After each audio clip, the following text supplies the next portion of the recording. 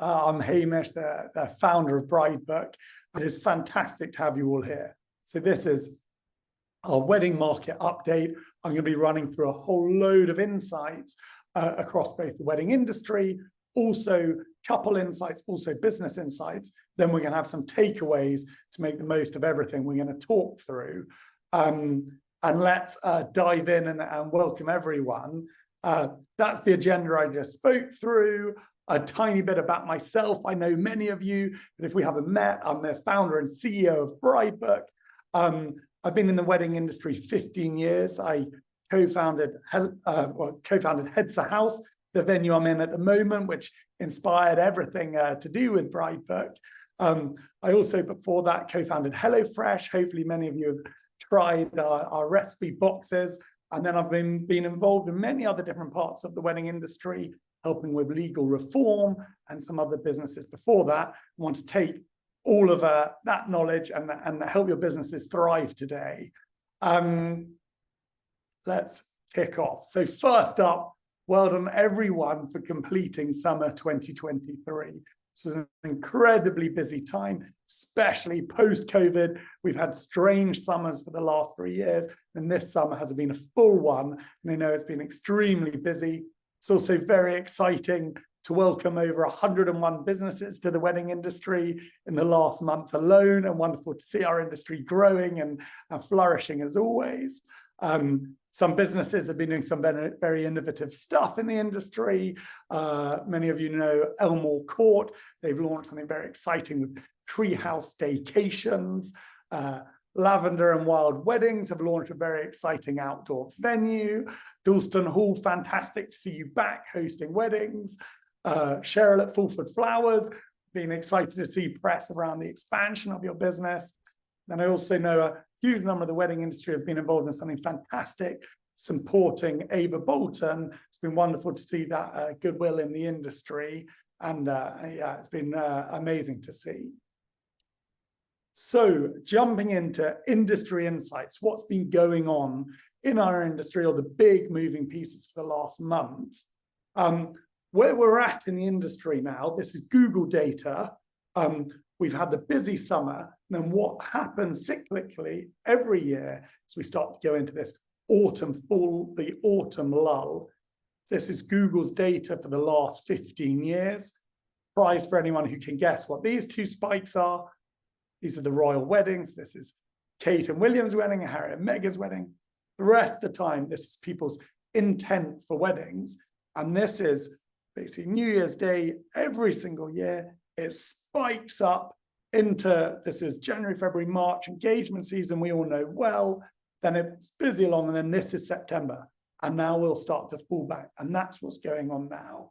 And this is a really important time to make the most of the last of 2023, really, and getting 2024 ready. So you'll have some time to prepare for 2024, and also racing to fill your calendar over these coming weeks before the market becomes very quiet. Another thing that's obviously been front of mind in the industry is operating costs, focus on inflation and gas prices and energy prices and heating prices. Thankfully, we see inflation seems to be dropping down. At the same time, gas prices have dropped down. So it's great to bear this in mind when you're thinking of the year ahead. Also, an update, something I've been involved in, the Law Commission's review of wedding law and marriage law, the focus. I know there was lots of noise about this last year. This is where the government was looking at changing, or did a consultation into changing wedding law, where rather than having approved premises, weddings would be able to be based on where a registrar approves, or creating a sort of person who can approve where weddings can take place. If it can take place outdoor in a forest, or outdoors like in Scotland, or something different. This is for England and Wales. There has been no news on this. This is stagnant. At the moment, obviously, the government's got a lot on. It wouldn't seem like anything's coming very soon. The only thing to look out with is, with the general election coming next year, maybe a party will put this into one of their manifestos. At the moment, there is nothing. The only thing that has changed is approved premises are still allowed to do outdoor weddings, and that's been extended. And I know a lot of venues have enjoyed that this summer. ULEZ has come in, something just have on your radar. If you're a supplier near London or guests coming in, that's affecting couples as well, but just have it on your radar. Obviously, there's some large fines if you're not, what's it called? You don't meet the emission standards. On the industry, what we've seen is actually there's been wonderful bounce back across the whole events industry, especially an area which is corporate events and banquetings come back. That had really died down, but it is still far below where it once was. And that's where we see at the moment a lot of corporate venues coming in to find wedding business. Weddings is a very resilient industry, whereas Zoom and even this event happening now don't need to be in a physical premises, which has affected corporate events much more than weddings. Virtual weddings has not become a thing, thankfully. So that is a pressure to look out for, and we've seen a lot of that via Bridebook.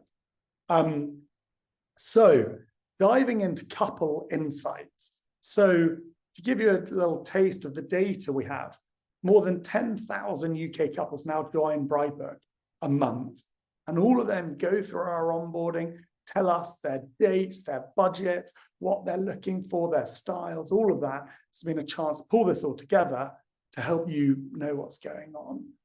We've been doing venue Q&As. I know there are lots of people who aren't venues today, and we've got a whole mix, but from the venues, there's been noise of, are couples booking later? Are they avoiding peak dates now? Is there a slower April coming next year? Wanted to sort of give some confidence against all of these and data against them. So first up on couple spending, good news, August was the highest level ever for couples who are newly engaged, how much they plan to spend on their wedding. And that's been increasing every month. So whilst we're nervous about the economy, couple spend is continuing to grow. And this is not looking backwards like it often is what they spend. It is newly engaged couples today signing up to plan their wedding with a huge sample size, and it's gone up 5.5% versus this time last year. I'll give you a bit more data on that in a moment. This is that trend going up.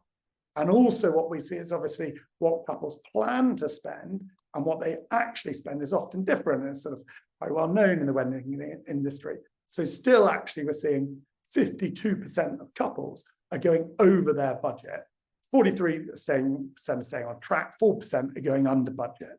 Well done, that 4%, but still in a price-sensitive, cost-conscious world, which the economy is in at the moment, couples are still going over budget, and this is a sign that they're still confident, they still want that wedding of their dreams. It's a one-off, huge societal moment, and that's what they want to happen. We're very lucky, our industry is that it is more price insensitive than many others, and couples want to achieve these dreams.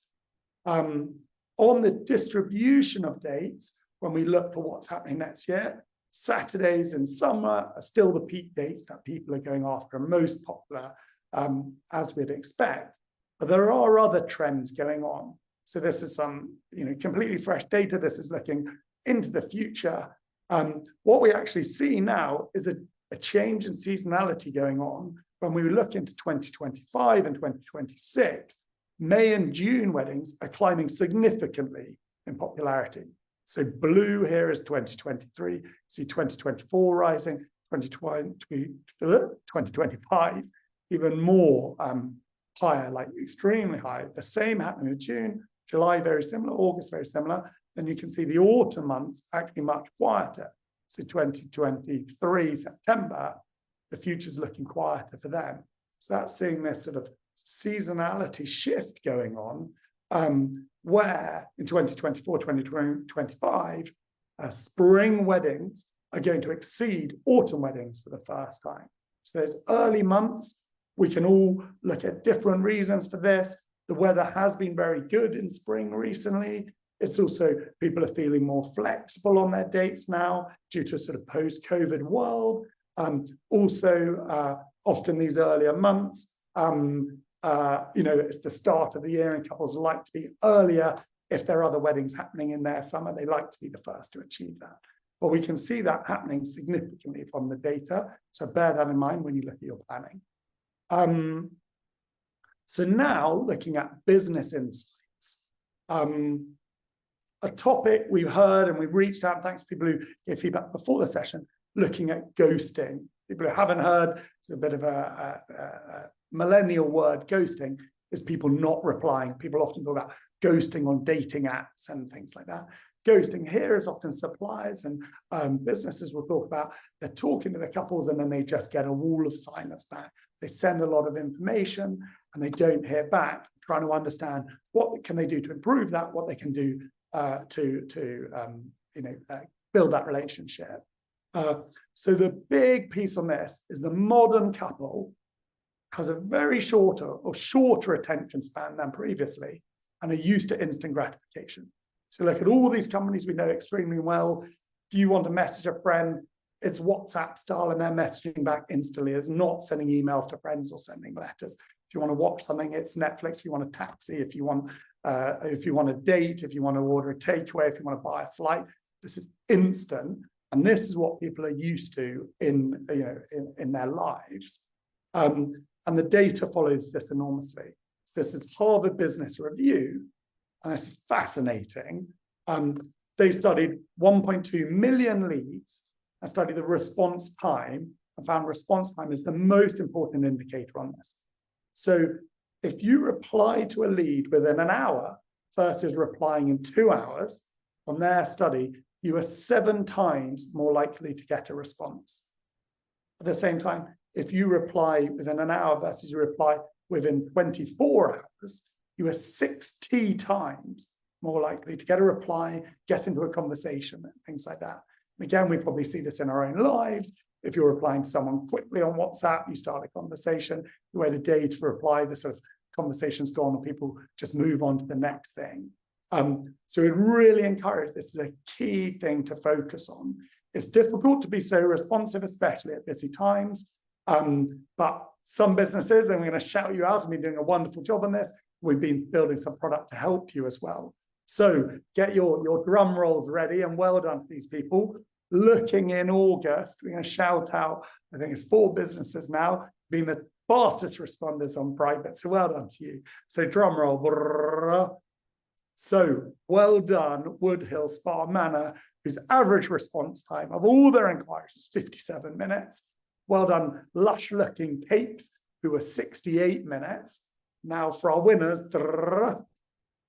we have amazing times from the Manor House and South Lodge, who are both responding within 2 minutes. And this is extremely strong. This is being, incredibly reactive.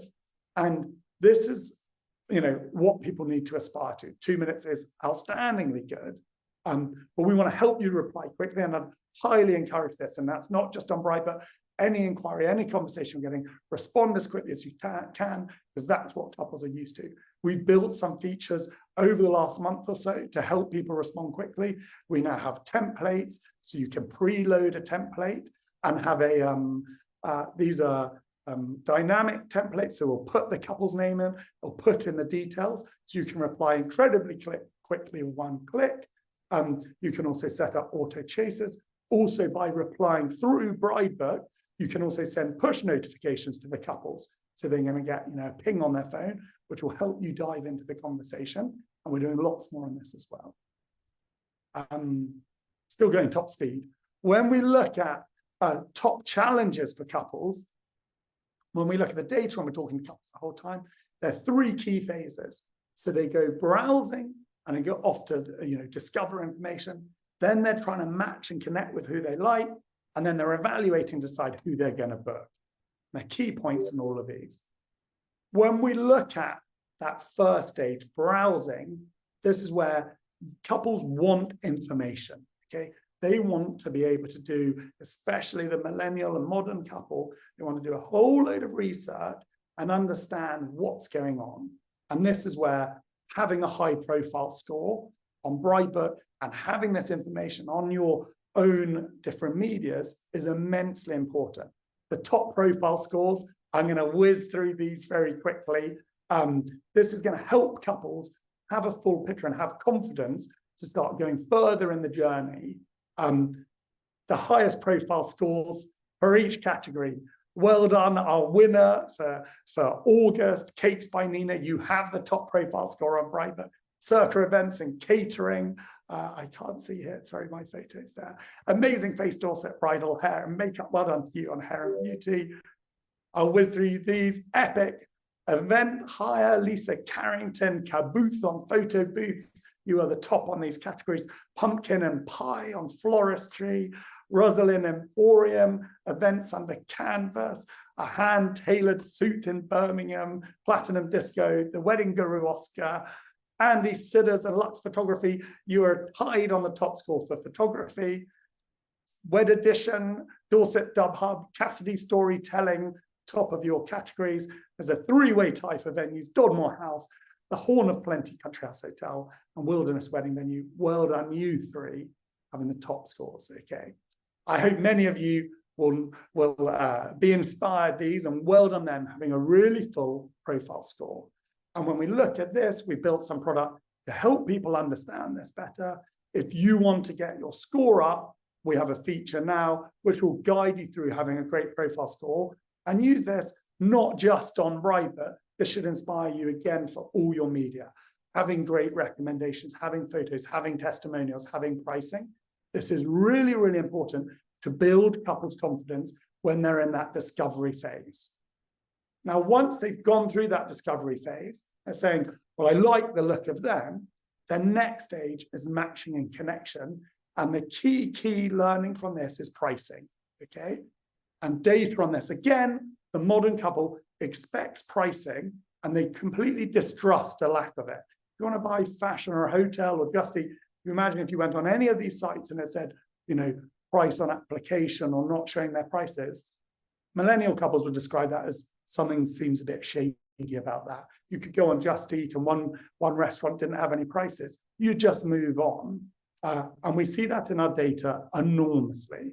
So we see suppliers who show their pricing information get at least 4 times the number of inquiries as those who hide their pricing. And for photographers especially, it's 75 times the difference. So couples really ignore people who don't have their pricing. So they're just like, I don't trust that. I think something's wrong with that. I'm going to go and look and interact with people who do. So if you don't publish your pricing, we'd strongly, from all the data, recommend that. And then the final phase is when they're choosing who to interact with, who they're going to book. And this is where couples tell us, you know, it's this, they're trying to find trust, have anxiety, like, is this a scam? There's always, annoyingly, you know, a handful of bad eggs in any enormous industry that puts a bad reputational risk out there. And couples also want this huge trust. If you're going to be their photographer, you're taking the most important photos of their whole life. If you're their venue, you know, they're trusting this incredible moment to be their florist, their band. You're going to be leading their first dance. They want to build that trust, and they'll do a lot of that remotely. They want to see that 360 picture of you. So wherever possible, the most powerful thing is adding reviews. So calling out the 3 vendors who've added the most reviews over the summer. Well done, Amelia Rose Photography. You've added 31 reviews. That's fantastic.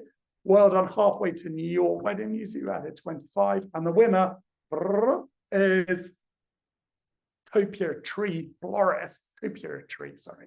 And you read a message like this. What can I say? The ladies at Topia Tree are bloody amazing. Someone reading that just feels a huge amount of trust. And that's an enormous thing about the wedding industry, trusting this incredibly important moment with you. You want to convey that. Just giving you a taste from Hedsor, where I'm standing now. We have a lot of reviews, and we make sure we have a really complete profile there. But we're also trying to do a 360 view, okay? And again, it should apply to all your media. So we have wonderful reviews there. Often couples will come onto Bridebook to do their research. Then they'll go off and double check everything. They can go off and you see Hedsor's put their Instagram here, our Facebook. They can go to our website. They can get a quick response, which is very good. But when they go off, that's when we want to be recreating that experience each time, building confidence and trust. So when they come on to Hedsor here, they're seeing we're live on our Instagram. We've got little details of our personality in pre-saved reels. When they go on our Instagram, or if they go on our website, they can meet our Highland cattle, which had some personality and some amusement. This is Heather, one of our cows, who's in the field next to me. Even on our Instagram, this is introducing Barry the beekeeper. We have some bees at Hedsor, and Barry comes occasionally. He's not full-time at Hedsor. But adding that depth of personality gives this very wholesome, like trusting feeling that, oh, I want to work with these people, even before they've even turned up to Hedsor, and hopefully encourages them to come down the drive. And this applies to all businesses. It's not just a venue, whether you're a cake maker and showing some passion, showing some behind the scenes. And something we'll talk about in a moment is video is incredibly powerful for this. Doesn't have to be beautiful. Showing some personality, video is incredibly powerful for that. So, still going at full speed on my voice, I'll have a sip of water. 7 takeaways from today. So first up, video. And as I was just saying there, video is immensely important. You'll see Instagram's move to video, TikTok's move to video, YouTube's move to YouTube Shorts. Everyone on their phones is consuming this video content, has a lot more authenticity than hyper stylized sort of edited photos. Just in a video allows much more sort of taste of what's going on and seeing that personality. So looking for video content, we're in an industry that has beautiful imagery and video and the ability to capture it. Look for that, it's incredibly powerful. Another one that's incredibly important that we see from our couples, from millennials and also Gen Zs, showing sustainability and showing that depth of what's important to you. We've done a lot, and sustainability is incredibly important. Sustainability is incredibly important to us at Hedsor. We've planted, my father's planted over 4,000 trees here over history and things like that.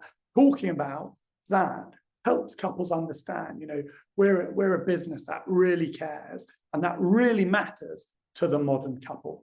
We've recently launched the sustainability package at Hedsor called the Alexander package, named after my father, which is a zero carbon wedding.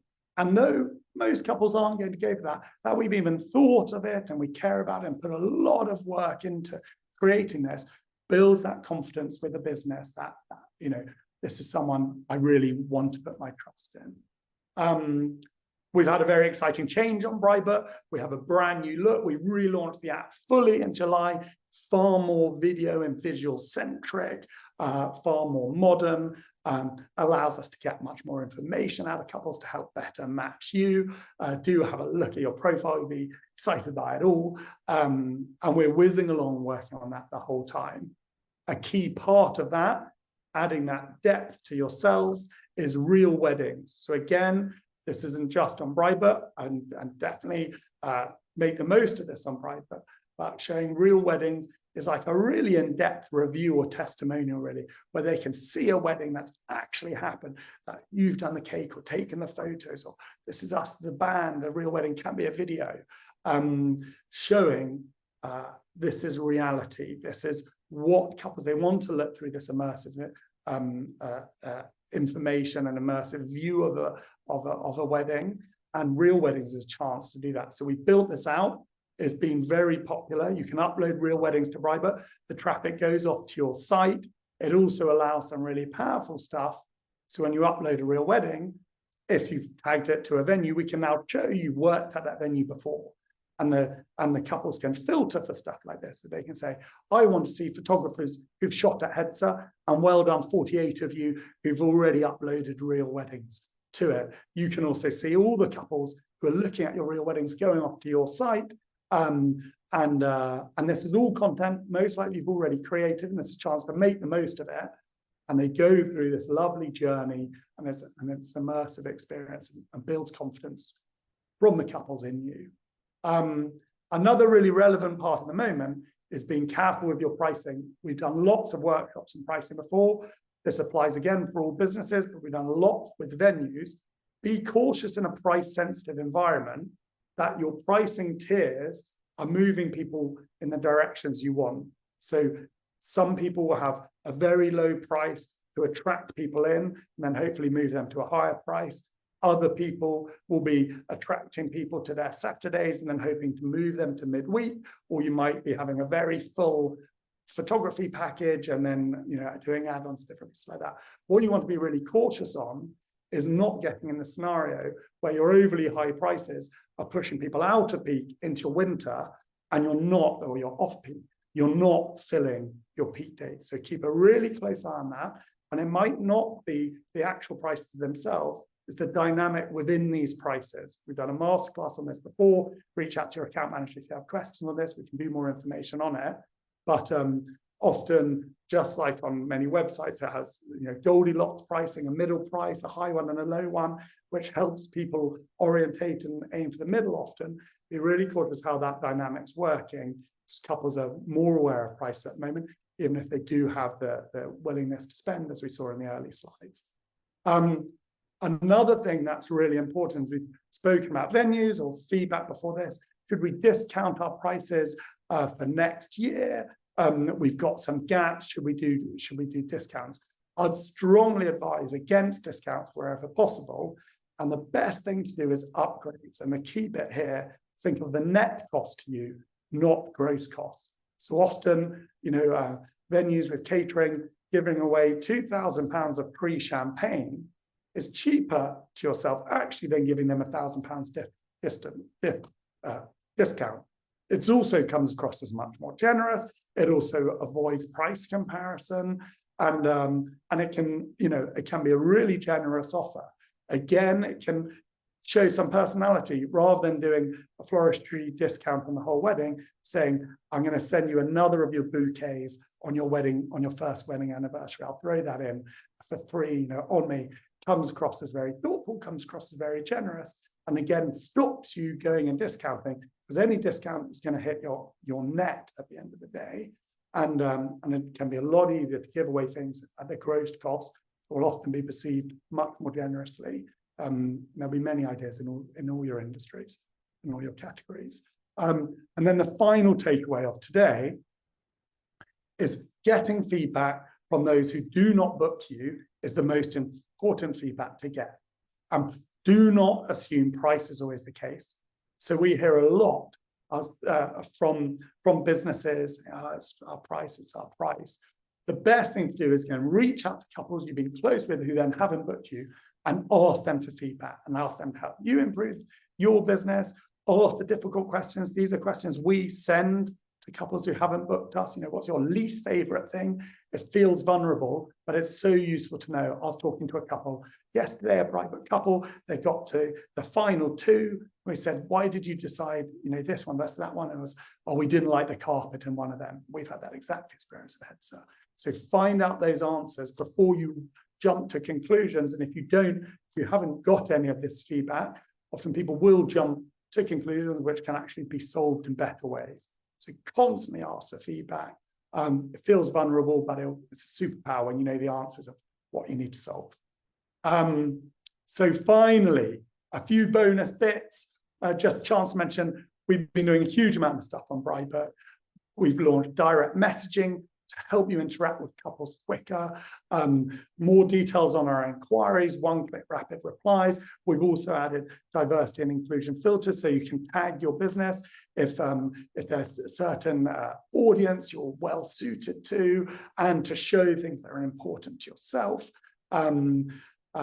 Filters, we're adding more and more filters into our supplier categories to help couples find exactly what they're looking for, and I hope that's you. We're also doing, as we said, this tagging, so people can find businesses that have worked at their venue and different pieces like that.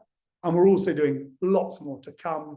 This feedback is going to be an important thing coming up, helping you do different pieces. Something to listen to if you have a spare moment. I was on the FT's podcast recently. I plugged for that, honored to be on it. You can find it where you find your podcasts. We will be doing these monthly. We would love feedback. I know it's been a lot of information on the first one. We can go deeper. We can do a higher level for the next ones. Do send feedback. That's why we're going to send a survey, and really helping everyone get set up for 2024 in a data-driven way. The whole goal of Bridebook, the only reason I built Bridebook, is help wedding businesses flourish. It's a really difficult industry to be in. There hasn't been much support, before. Often we're on our own and quite isolated. I really want Bridebook to be a place where, we can help elevate and inform you and educate and help your business flourish. Thank you everyone for staying so long. I know I've run over a few minutes, and wishing you the best, and shout how we can help, because that's what we're here to do. All right, speak soon. Bye-bye.